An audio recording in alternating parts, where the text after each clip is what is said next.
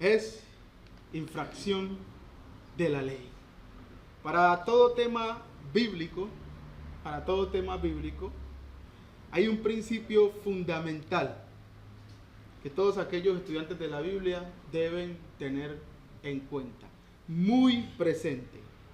Y es que la Biblia interpreta la Biblia. ¿Ve? La Biblia interpreta la Biblia. Esas condiciones las vemos establecidas en textos como 1 de Pedro capítulo 4 versículo 11, que dice: si alguno habla, hable conforme a las palabras de Dios. Quiere decir que para todo lo que vayamos a tratar en relación a temas de la Biblia, todo debe ser soportado por la palabra de Dios. Ella es la que debe brillar en temas bíblicos. También tenemos otra escritura que nos dice en 1 Corintios 4:6: pero esto, hermanos, lo he presentado como ejemplo en mí y en Apolos por amor de vosotros, para que en nosotros aprendáis a no pensar más de lo que está escrito. Es decir, que hay algo que hay que aprender. Para poder interpretar bien la Biblia hay que aprender algo fundamental. Y es no pensar más de lo que está escrito. Cuando pensamos más de lo que está escrito, caemos en el pecado de envanecernos unos a otros y querer tener la razón personal unos y otros. Ahora, a eso hay que sumarle que la Biblia se interpreta a sí misma bajo su contexto. Salmos capítulo 119, versículo 160 dice: la suma de tu palabra es verdad. La suma de tu palabra es verdad. La suma de tu palabra es verdad. Hay que sumar y no restar, hay que sumar. En los temas bíblicos hay que sumar. Hay que sumar y considerar todo lo que la Biblia habla en cuanto a un tema para poder encontrar la verdad de Dios. ¿Por qué hay que sumar? Porque ella tiene un contexto general, un contexto inmediato, un contexto remoto. Y hay que sumar porque toda ella viene de un mismo pensamiento. Aunque fueron 40 escritores, todos ellos fueron guiados por un mismo Dios y una misma mente. Como lo enseña el apóstol Pedro en 2 de Pedro capítulo 1 versículo 20, entendiendo primero esto, que ninguna profecía de la escritura es de interpretación privada. No podemos interpretar subjetivamente la Biblia a nuestra manera. ¿Por qué? Porque nunca la profecía fue traída por voluntad humana, sino que los santos hombres de Dios hablaron siendo inspirados por el Espíritu Santo. Increíble. Por eso es que la Biblia tiene la capacidad de enseñarnos las cosas que pertenecen a la vida y a la piedad. Es el único libro autorizado para decirnos qué creer. Según de Timoteo 3:16 dice: toda la escritura es inspirada por Dios. ¿Para qué? Para enseñar. ¿Eh? Para enseñar. Si queremos aprender las cosas de Dios, es la Biblia la que nos va a capacitar y nos va a enseñar. Quiere decir que fuera de las cosas reveladas, estos pensamientos hay que entenderlos claros. Fuera de las cosas reveladas por Dios a través de las sagradas escrituras, ¿sabe qué pasa? Los hombres caen en el error de la especulación, vaga imaginación, suposiciones e interpretaciones subjetivas, presumiendo haber descifrado el misterio oculto. Algunos dicen: es que yo recibí una nueva revelación. Una nueva revelación. Yo sé lo que pasó allí. Y pretenden ellos descubrir el misterio. Tienen la nueva revelación. ¿Por qué? Porque se apartaron de las escrituras. Y no nos podemos apartar de las cosas reveladas por Dios. Eso fue lo primero que Dios le transmitió al pueblo de Israel después que le entregó la ley en Deuteronomio capítulo 29, versículo 29. Las cosas secretas pertenecen a Jehová nuestro Dios. Sí. Las cosas secretas pertenecen a Jehová nuestro Dios. Mas las reveladas son para nosotros y para nuestros hijos para siempre, para que hagamos la voluntad de Dios. ¿Sí? Eso es lo que quiere decir esa última frase, para que cumplamos todas las palabras de esta ley. Quiere decir que los judíos, para hacer la voluntad de Dios, debían centrarse en lo que Dios había revelado y Moisés les había escrito de parte del Señor. Fuera de allí, caerían en la desobediencia porque se irían a la especulación. Entonces eran llamados a conformarse con lo que estaba escrito. Y eso es algo que hay que aprender, que hay que moldear el corazón del hombre a conformarse, a adaptarse a lo que está escrito. Lo mismo el Espíritu Santo nos enseña por boca del apóstol Pablo. 1 Corintios capítulo 2, versículo 11 dice: pero ¿quién de los hombres sabe las cosas del hombre sino el espíritu del hombre que está en él? Así es, de la misma manera. Así tampoco nadie conoció las cosas de Dios sino el Espíritu de Dios. Entonces, el Espíritu de Dios que conoció las cosas de Dios, ¿qué hizo? Las reveló a los apóstoles. Y por eso existe el Nuevo Testamento. Y por eso existen los libros de los profetas. Porque el Espíritu Santo las reveló. Y ellos hablaron y escribieron siendo inspirados por Él. Porque Él es el único que conoce las cosas de Dios. Entonces, si usted y yo queremos conocer las cosas de Dios, hay que sustentarnos y amoldearnos, conformarnos a lo que está revelado. Solo a lo que está revelado en cuanto a todo tema. ¿Ve? En cuanto al tema que nos ocupa hoy, es necesario entonces comprender que la Biblia establece en 1 Juan capítulo 3, versículo 4, lo siguiente: todo aquel que comete pecado infringe también la ley, pues el pecado es infracción de la ley. Todo aquel que comete pecado infringe también la ley, pues el pecado es infracción de la ley.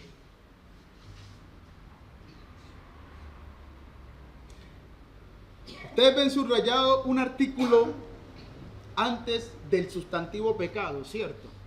Antes de la palabra pecado hay un artículo subrayado ahí. ¿Ven? Artículo el. El artículo el es un artículo determinado. ¿Ven? Él determina cosas. Él determina lo que tiene adelante.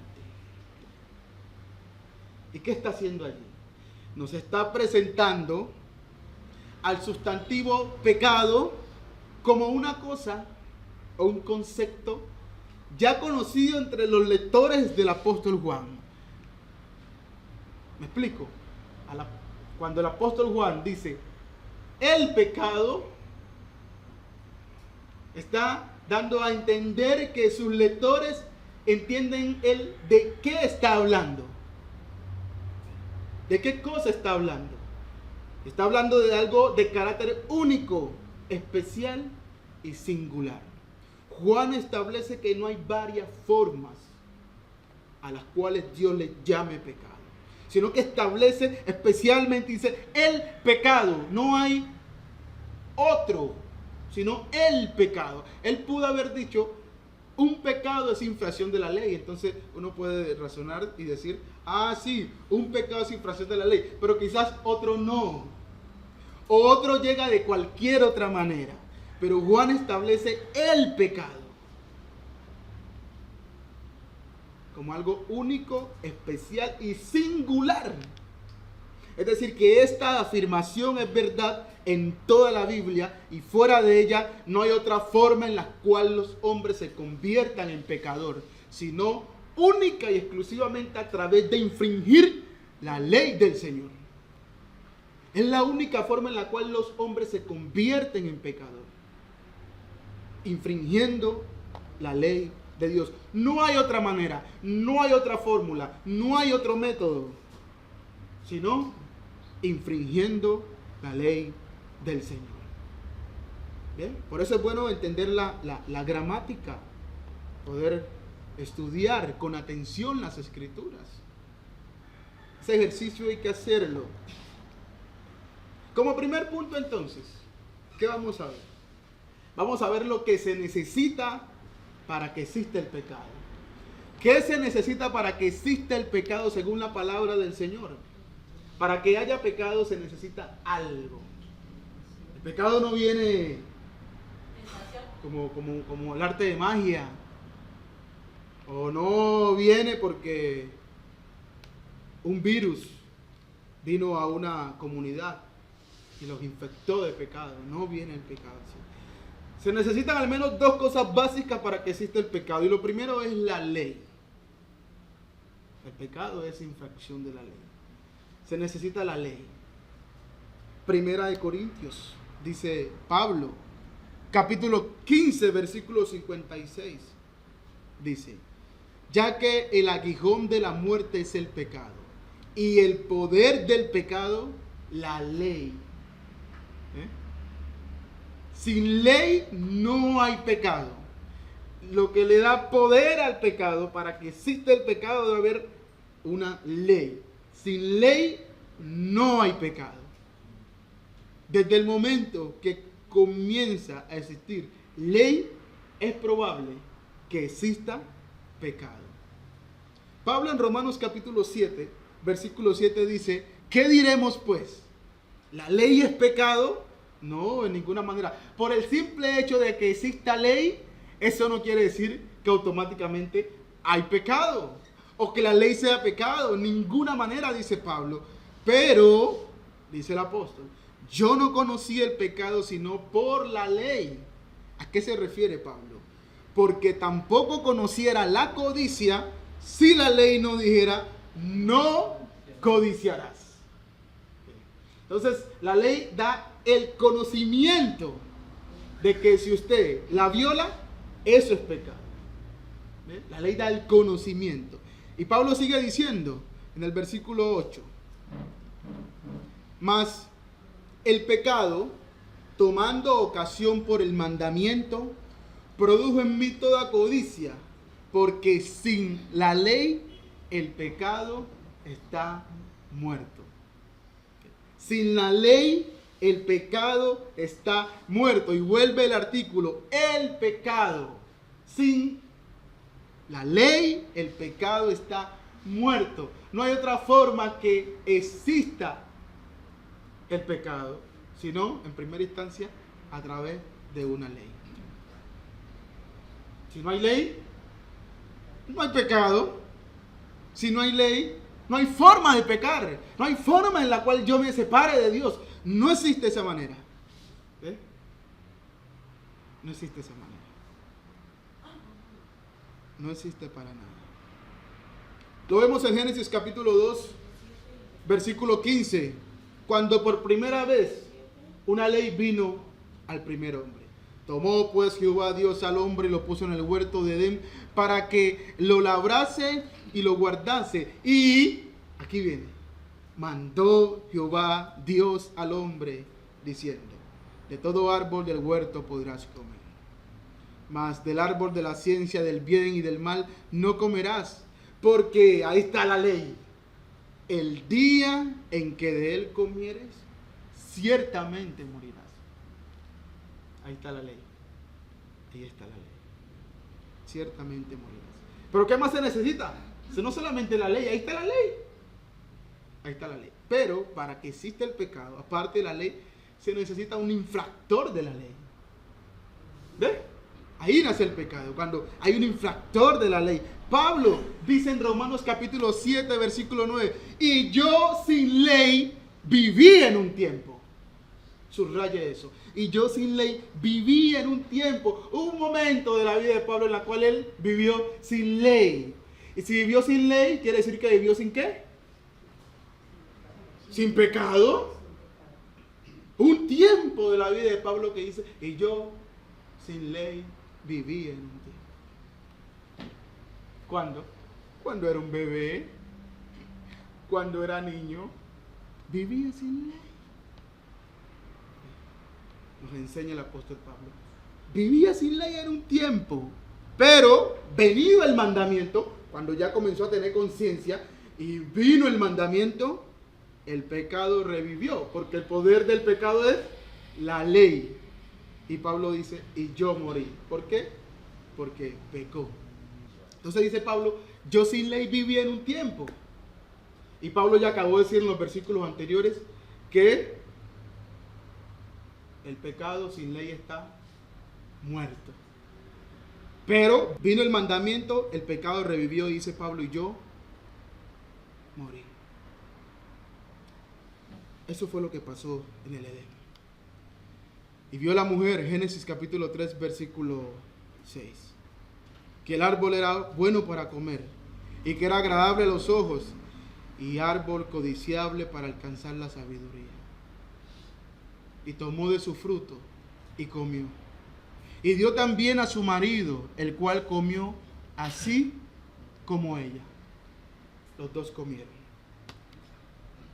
Versículo 9.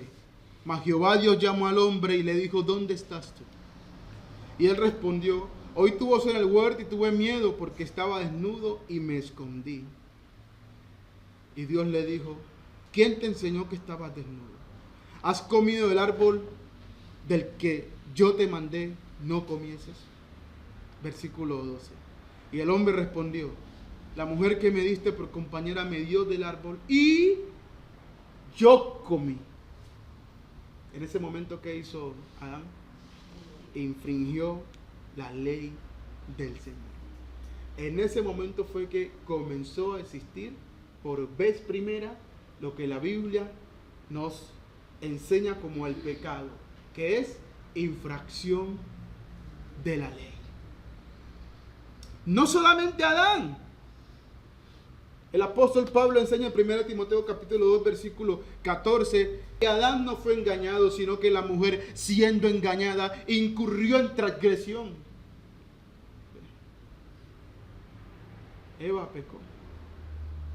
Eva pecó. No que solamente Adán pecó, no. Los dos comieron el árbol. Los dos pecaron. Y allí existe el pecado, con una ley y un infractor de la ley. Ahora, ¿cuál es la consecuencia espiritual del pecado? Nos enseña la Escritura que es la muerte o separación entre el hombre y Dios. Y esa es la consecuencia más trágica y terrible que puede experimentar una persona que viola la ley de Dios. No hay otra cosa. Las demás cosas son lo normal que debiera suceder. Que si yo hago algo malo, pues me venga una consecuencia de esta vida mala. Pero aún de esas consecuencias los hombres pueden levantarse sin Dios. Sin Dios. Pueden levantarse sin Dios. Pero de la consecuencia espiritual del pecado, los hombres no se pueden levantar sino solamente a través de Dios. Romanos capítulo 3 versículo 23 dice, por cuanto todos pecaron y están destituidos de la gloria de Dios. Ahora, Pablo aquí no tiene en mente a los que no han nacido. No. Pablo no tiene en consideración a aquellos que están por nacer. No. Pablo tiene en consideración tanto a judíos y gentiles, hombres que infringieron la ley de Dios. Cuanto todos pecaron. Y esos que pecaron, dice Pablo, están destituidos de la gloria de Dios. ¿Y qué aprendemos? Que cuando pecamos, ¿qué pasa? Hay una destitución de la gloria de Dios. Romanos capítulo 3, versículo 23. Si pecamos, estamos entonces destituidos de la gloria de Dios. ¿Y cómo uno peca? Al infringir la ley de Dios. Génesis capítulo 3, versículo 21 dice, y Jehová Dios hizo al hombre y a su mujer túnicas de pieles y los vistió. Es interesante este pasaje, porque ya en este pasaje el hombre comprende que el pecado trae dolor, que el pecado exige que alguien deba morir. Y Dios entonces sacrificó un animal para poder hacerle esas túnicas de pieles a estos hombres. Conocieron por primera vez la sangre a través del propio pecado de ellos. Se dieron cuenta de lo trágico que es el pecado, que necesita que alguien derrame su sangre. Y Dios dijo, yo voy a hacer ese primer sacrificio para cubrir la desnudez de ustedes. Pero algo que quiero que notemos es lo que sigue a continuación, versículo 22. Y dijo Jehová Dios, he aquí, el hombre es como uno de nosotros, sabiendo el bien y el mal. Ahora pues, que no alargue su mano y tome también del árbol de la vida y coma y viva para siempre. ¡Qué tragedia hubiese sido esto! Ahora, Satanás le promete a Adán y Eva el conocimiento del bien y del mal, pero a través de un proceso que les causaría dolor a ellos. A través de conocer la experiencia y vivir en carne propia las experiencias del pecado. Dios conoce el bien y el mal sin necesidad de pecar. Dios sabe que el pecado trae consecuencias terribles, pero Él no necesita vivirlo, pecar, para conocer el bien y el mal. Y Satanás le vende esta mentira que compran ellos y conocen el bien y el mal. ¿Pero cómo? Experimentando la tragedia en su propia carne. ¿Imaginarían esos hombres ya después de haber pecado que comieran del árbol de la vida? Serían como unos pecadores inmortales. Y Dios no quiere pecadores inmortales. Dios quiere hombres santos, inmortales. Y la única forma de Dios poder lograr eso era a través de Jesucristo. Por eso desde Génesis se desata lo que vimos el miércoles. ¿Qué vimos el miércoles? El primer anuncio de la redención de los hombres en Génesis capítulo 3, versículo 15. Pero hasta allí no solamente quería llegar. No era hasta allí donde yo quería llegar, no. Yo quería llegar a un punto más. Y es el punto que estamos viendo ahora, de que cuando pecamos, ¿qué pasa? Estamos destituidos de la gloria de Dios. Mira lo que Dios va a hacer con ellos. Es terrible.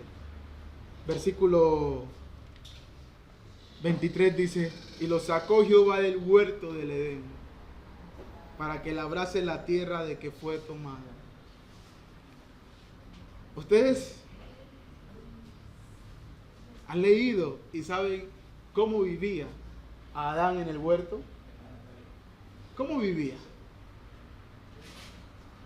Vivía en la gloria de Dios. ¿Ah? Adán no vivía bajo las consecuencias del pecado. Adán y Eva vivían en la plena gloria de Dios y fueron ¿qué? Destituidos. Y esta expresión es fea. Y lo sacó Jehová del huerto de Edén. Y no solamente esta, echó pues fuera al hombre. Esa expresión suena fea. Cuando alguien le dice a es que me echaron de esa casa. ¿Eh? Lo expulsaron de esa casa. Como alguien que no era ¿qué? Digno de estar en esa casa. Ya no eran dignos de estar en el huerto de Edén. Cuando pecamos, no somos dignos de la gloria de Dios. Ese es el punto aquí. No somos dignos de la gloria de Dios, estamos destituidos de la gloria de Dios. Y hay que entender que cada hombre muere o se separa de Dios a causa de sus propios pecados.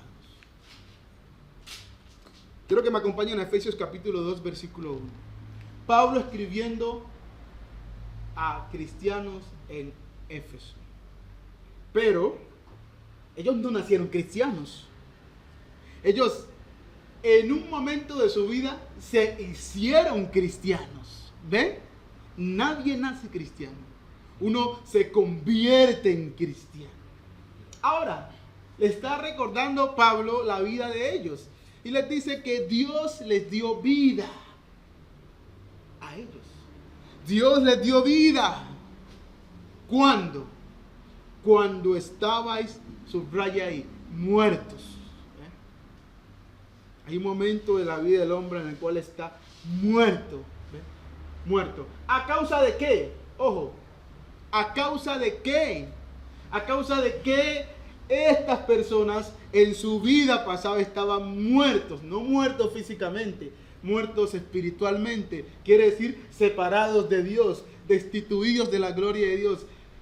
¿A causa de qué estaban muertos? ¿A causa de los delitos y pecados de sus padres? No. ¿A causa de los delitos y pecados de Adán y Eva? No. La palabra resaltada en amarillo, usted la tiene que cuidar bien en su Biblia. Es un pronombre posesivo. Gramática. Es un pronombre posesivo. Quiere decir que ellos estaban muertos a causa de sus propios, como les dice Pablo, vuestros delitos y pecados. No hay otra forma de morir sino a causa de los propios pecados de la persona que los comete. No hay otra forma de morir. Nadie nace muerto por el pecado de otra persona. Eso es lo que Pablo está revelando aquí. Que era judío de judíos, hebreo de hebreos, que conocía la ley y los profetas y que Cristo lo había llamado a predicar el evangelio al mundo entero. Y dice Pablo a los efesios, ustedes están muertos, estaban muertos.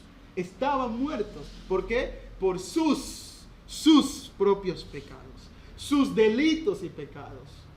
Esta era la oportunidad para que Pablo les revelara el misterio oculto y le dijera, ustedes están muertos a causa del delito de sus padres o del delito del pecado original. Pero no fue así. Ellos estaban muertos a causa de sus propios pecados. Pablo los llama a que ellos se apropien de la propia maldad que los tenía en un tiempo atrás, muertos y separados de Dios. Nadie muere por otro. Todo mundo muere por sus propios pecados. Los bautistas se comen algo en este pasaje. Los bautistas leen este pasaje y Él os dio vida a vosotros cuando estabais muertos en delitos y pecados. ¿Qué se le comieron allí? Vuestros. Entonces enseñan que todos los hombres automáticamente están muertos a causa del pecado cometido por Adán. Pero se les olvida el pronombre vuestros. Por eso si leemos rápido, cualquiera nos puede enseñar una falsa doctrina. Y enseñar con este versículo, como enseñan los calvinistas y los bautistas con este pasaje, que este pasaje enseña que los hombres nacen muertos en pecado. Pero este versículo precisamente enseña lo contrario. Enseñan que una vez ellos murieron a causa de sus delitos y pecados. Quiere decir que antes de morir, ¿cómo estaban? Sin temor, vivos. Vivos, pecaron, murieron y Dios les dio, ¿qué? Vida en Cristo Jesús nuevamente. Es el cronograma de la vida del hombre. Vida, peca, muerte y reconciliación con Cristo. Si es que le cree de todo corazón. No hay otra manera. Ezequiel capítulo 18, versículo 20 dice, el alma que pecare, esa morirá. Pablo está de acuerdo con Ezequiel. Ezequiel cree lo mismo que Pablo. Y cree lo mismo que Juan. Ahora, ¿Ezequiel se conocía con Pablo? No. Ezequiel ni pensó ver a Pablo nacer. Pero los dos están de acuerdo. ¿Por qué? Porque fueron hombres inspirados por Dios. Y dice, el alma que pecare, esa morirá. Y eso es lo que le está diciendo Pablo a los efesios. Ustedes murieron porque pecaron. ¿Ven? Pecaron, por eso murieron. Se separaron de Dios. Y Cristo en su misericordia les dio ¿qué? Una nueva oportunidad.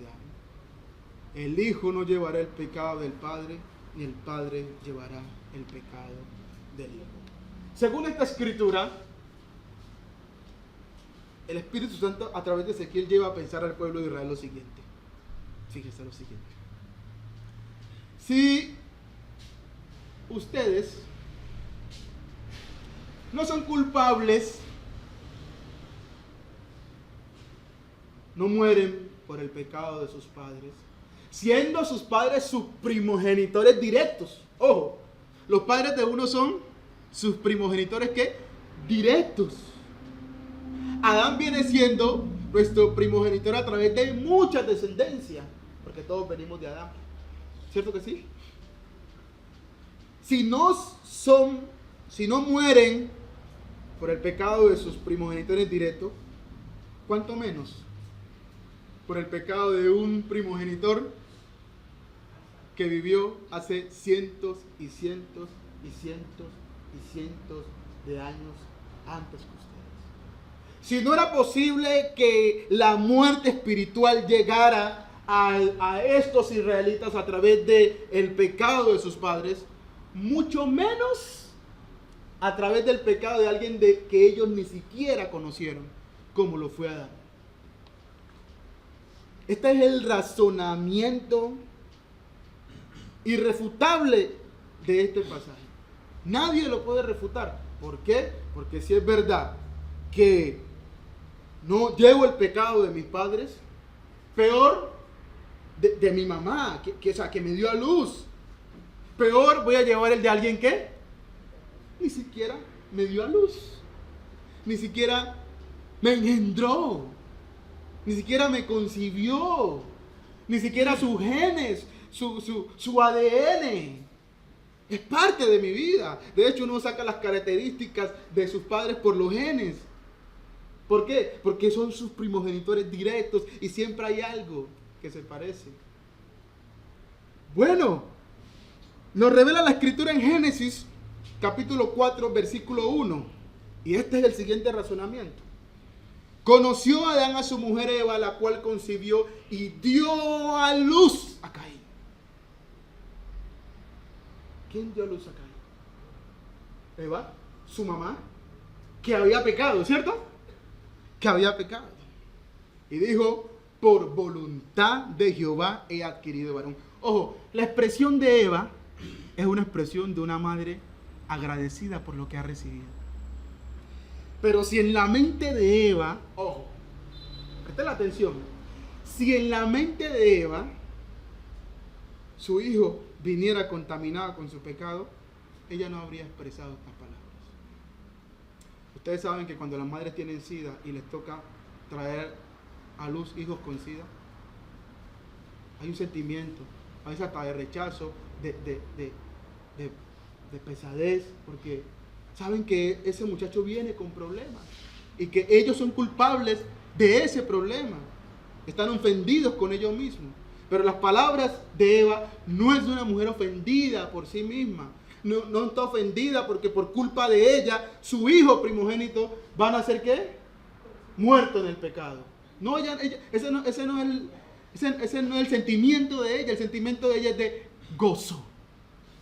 Gracias al Señor. Cuando la madre da luz y escucha al muchacho llorando, gracias a Dios, vino este mundo.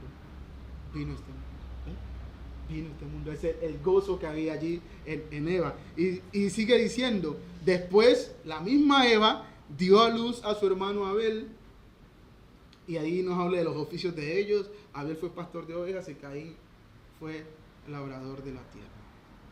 Ahora, si ellos que son los descendientes directos de Adán y Eva, no nacieron muertos en pecado, por culpa del pecado de sus padres, ¿cuánto menos nosotros? Que ellos ni siquiera nos parieron a nosotros. No llevamos los genes. Caín y Abel llevaban ¿qué? Los genes se parecían a sus padres. Se parecían a sus padres. ¿Y nacieron qué? Vivos ante Dios. No nacieron muertos. De hecho, había comunión entre ellos. Dios les manda a ellos que hagan algo. Es decir, que ellos tenían una relación. Los hijos de Eva tenían una relación con Dios. Vamos a ver la evidencia. Dice, y aconteció andando el tiempo, es decir, transcurriendo el tiempo, ellos crecieron, que Caín trajo del fruto de la tierra una ofrenda a Jehová. ¿De dónde se le ocurrió a Caín esta ofrenda a Jehová? Porque el Señor les pidió eso. Eso se llama inferencia necesaria. Concluimos necesariamente las implicaciones del texto.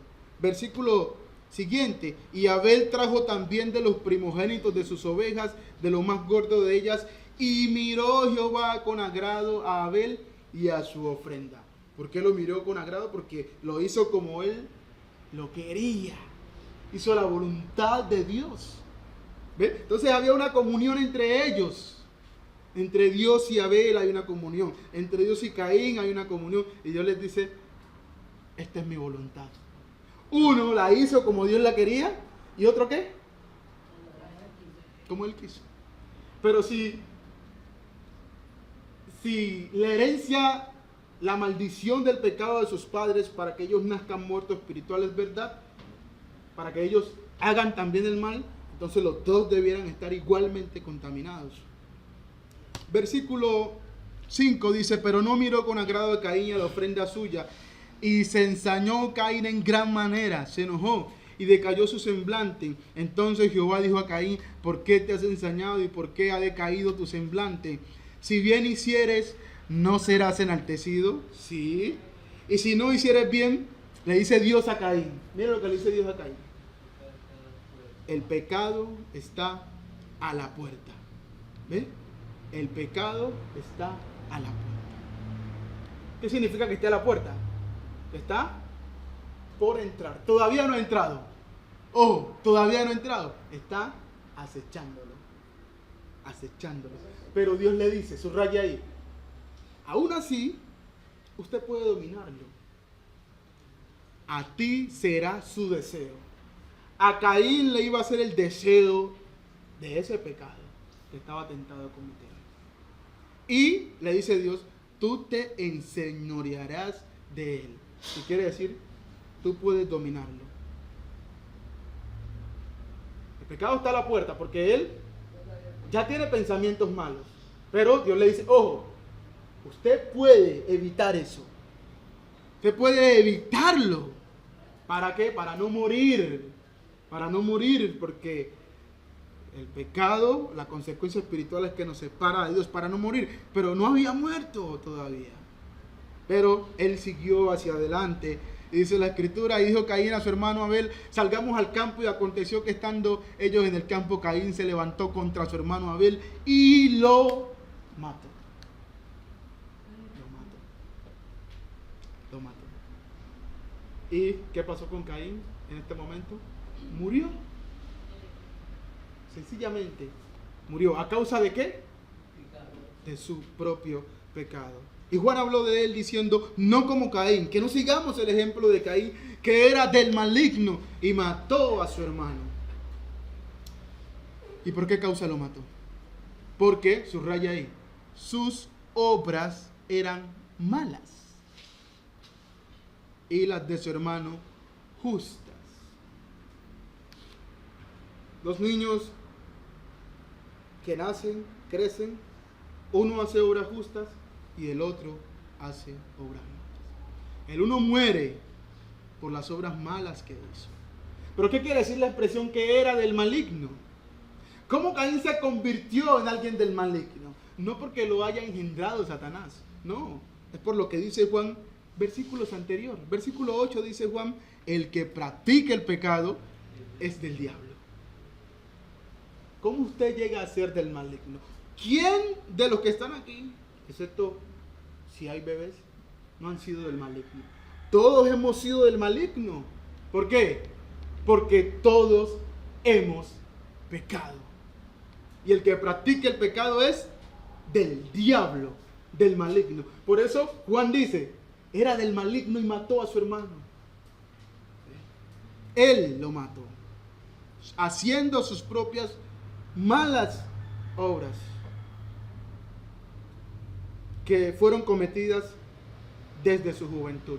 Génesis capítulo 8, versículo 21 dice, y percibió Jehová olor grato y dijo Jehová en su corazón, no volveré más a maldecir la tierra por causa del hombre, porque el intento del corazón del hombre es malo desde su juventud. Desde su juventud. Por eso vemos manifiesto un ejemplo en la vida de Caín, que dice Juan, no lo sigamos, dice no como Caín, que no sigamos ese ejemplo desde su juventud. Es decir, que antes de la juventud, de esa juventud que habla allí, el intento del corazón del hombre no es malo. No es malo. Hay que razonar. El intento del corazón. Por eso él, en ese momento, él intentó hacer algo, que era matar a su hermano. El intento, ya grande, el intento del corazón del hombre es malo desde su juventud, no desde su nacimiento, no es de su niñez. Entonces, si no es desde su niñez o nacimiento que el corazón del hombre es malo, entonces en su niñez, si no es malo, ¿cómo es? ¿Cómo es? Si no es malo, ¿cómo es? En este mundo no hay términos medios, o blanco o negro, malo, bueno, bendición, maldición, condenación, salvación, puro o sucio. Todo es dual. Todo es dual. No hay términos medios, no hay grises en este mundo. Entonces, si desde su juventud es malo, entonces antes de eso, si no es malo, ¿qué es? Por favor, ahí está la respuesta. Pero entonces, adelantando el estudio, Santiago nos enseña la razón por la cual se dieron estas cosas en la vida de Caín. Se dieron desde su juventud, no por causa del pecado de sus padres, sino por lo siguiente. Sino que Santiago capítulo 1, versículo 14 y versículo 15 dice, sino que cada uno es tentado cuando de su propia concupiscencia, deseos malos, es atraído y seducido. Eso le pasó a Caín. De su propia concupiscencia, no de su carne, de su concupiscencia, lo que está adentro, fue atraído y seducido. ¿Y qué pasó? Entonces la concupiscencia, después que ha concebido, da a luz el pecado, cuando mató a su hermano. Y el pecado, siendo consumado, da a luz ¿qué? La muerte. ¿Ven? La consecuencia del pecado es la muerte espiritual. Eso fue lo que pasó en la vida de Caín. Y está de acuerdo con las palabras del Señor Jesucristo cuando dijo en Marcos capítulo 7, versículo 21, porque de dentro, no de afuera, de dentro del corazón de los hombres salen los malos pensamientos, los adulterios, las fornicaciones, y lo que le pasó a Caín, los homicidios, de dentro del corazón, no de la carne, sino del corazón, salen. La carne solamente es el instrumento del cuerpo para hacer lo malo, pero todo el mal nace del corazón del hombre, y el intento del corazón del hombre es malo ¿desde cuándo? Desde su juventud. ¿Están siguiendo la línea de las escrituras? Los hurtos, las avaricias, las maldades, el engaño, la lascivia, la envidia, las maledicencias, la soberbia, la insensatez. Todas estas maldades de dentro salen y contaminan al hombre. O sea que no nos contaminamos de afuera hacia adentro, sino de adentro hacia afuera. No es el cuerpo que contamina al espíritu, sino que el espíritu contamina al cuerpo. Entonces el Señor revela que el mal sale de adentro, del corazón de los hombres, que es malo desde nuestra juventud. Lo contrario a lo que pasó en la vida del Señor. En Marcos capítulo 10, versículo 13 dice, y le presentaban niños para que los tocase. A Cristo. Le presentaban niños para que los tocase. Y los discípulos reprendían a los que los presentaban. Viendo Jesús, se indignó. Viendo Jesús que sus discípulos estaban impidiendo que los niños vinieran a él, se indignó.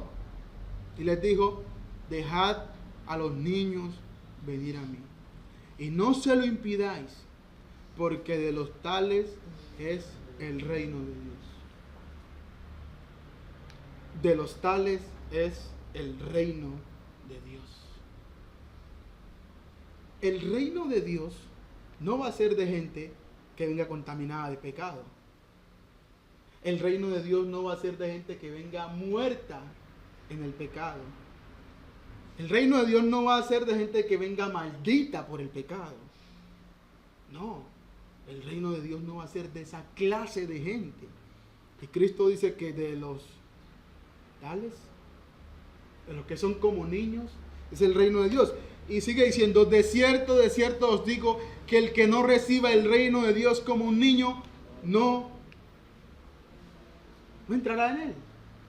¿Qué está haciendo allí? Está comparando la pureza de los niños con ese corazón que deben tener los que quieren entrar al reino de Dios. Contrario a lo que Pablo dice en Gálatas capítulo 5 versículo 21, hablando de envidias, homicidios, borracheras, orgías y cosas semejantes a estas, acerca de las cuales os amonesto, como ya os he dicho antes, que los que practican tales cosas no heredarán el reino de Dios. ¿Ve? Ahora, la única forma que un bebé no alcance el reino de Dios es que haya cometido estos pecados, practicado estos pecados desde el vientre de su madre. Es la única. Dice, no heredarán el reino de Dios. El reino de Dios no es para tales características de hombres que han infringido la ley de Dios, que han pecado. Dice la Escritura en Mateo capítulo 13 versículo 34. Todo esto habló Jesús por parábolas a la gente, y sin parábolas no les hablaba, para que se cumpliese lo dicho por el profeta cuando dijo, abriré en parábolas mi boca, declararé cosas escondidas desde la fundación del mundo. ¿Sabe que Cristo cuando recibió a los niños se le olvidó de que ellos necesitaban ser bautizados para quitar de ellos la mancha y la maldición del pecado original? Porque Cristo los recibió y les puso sus manos sobre ellos y los bendijo. ¿Será que Cristo se le olvidó que esos niños venían contaminados por el pecado? Era el momento preciso para que Cristo revelara algo que estuviera escondido desde la fundación del mundo, desde Adán y Eva. Cristo era el momento que revelara y dijera, les voy a decir algo. Estos niños necesitan ser purificados de la maldición del pecado original. Era el momento para él revelar allí. Pero no, él consideró lo que cree Moisés, lo que cree Pablo, lo que cree Ezequiel, lo que cree Juan, de que el pecado es infracción de la ley y que los hijos no llevan el pecado del Padre, sino que cada alma muere por su propio pecado. Porque la paga del pecado es muerte. Romanos capítulo 6, versículo 23. Mas la dádiva de Dios, el regalo de Dios, es vida eterna en Cristo Jesús. Ese es el mensaje del Evangelio para la restauración de todos los hombres que han cometido pecado y separados de Dios. Han cometido sus propios pecados y se han separado de Dios. Ese es el plan de salvación. Hay un plan de salvación para los infantes. no practicaron los apóstoles un plan de salvación para los infantes, porque entendían que los infantes no venían con pecado, no venían separados de Dios, no venían muertos. El plan de salvación es dado para hombres y mujeres que han quebrantado la ley de Dios. Y para ellos, incluyendo a Adán, Cristo vino a morir por sus pecados. Porque aún los pecados de los del antiguo pacto solamente fueron realmente perdonados cuando Cristo derramó su sangre. Es decir, que para que fuese perdonado el pecado de Adán, de Eva, de Moisés, de David y de todos los profetas, tuvieron que mirar hacia Cristo. Tuvieron que creer la promesa de que Dios enviaría ¿qué? Un redentor para sus almas. Y hoy día todos los hombres que hemos pecado, para alcanzar esa misma bendición, debemos creer que Dios ya lo envió. Ya envió al Salvador de nuestras almas. El pecado es, hermanos, infracción de la ley. Por tanto, siendo verdad eso, no existe otra forma. Una maldición generacional o herencia del pecado en que Dios me pueda declarar pecador, es decir, muerto en pecado. No existe otra forma en la cual Dios me pueda declarar pecador, sino cuando mi propia infracción a la ley de Dios me convierte en un transgresor. ¿Qué quiere decir alguien? Separado de Dios. Que Dios les bendiga. Gracias por su atención.